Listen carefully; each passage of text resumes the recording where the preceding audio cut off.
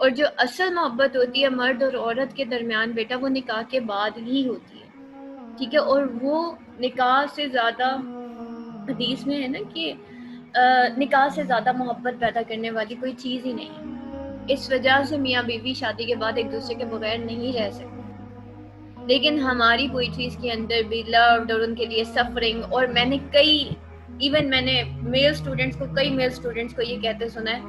کہ میم وہ ایک لڑکی آئی تھی ہماری زندگی میں، اب عمر ہو گئی ہے 40-45 سال اور میں نے ابھی تک شادی نہیں کی، اس کی خاطر مجھے بتائیں یہ کون سی محبت؟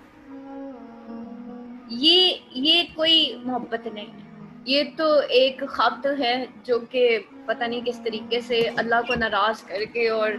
یہ سارا کچھ کیا جا رہا ہے۔ اتنی یاد اگر اللہ کی ہوتی تو ولی اللہ ہوتے، اور اگر ولی اللہ ہو جاتے، اللہ کے دوست ہوتے، تو دنیا میں کہاں سے کہاں پہنچ جاتے۔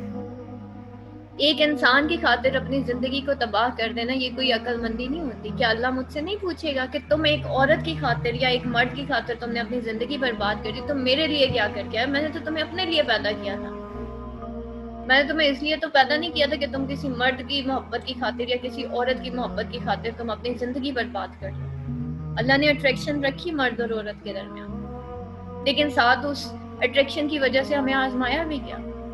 ہمیں کہا گیا کہ اپنی آنکھیں نیچے رکھو، آنکھ اٹھتی ہے تو فتنہ پیدا ہوتا ہے، نہ آنکھ اٹھے گی نہیں تو یہ فتنہ کیسے پیدا ہوگا؟ تو بیٹا اپنی آنکھوں کا، اپنی نظر کا، ان پوئٹریز کا میری مجبوری ہے، یہ میں آپ لوگوں کو پڑھا رہی ہوں،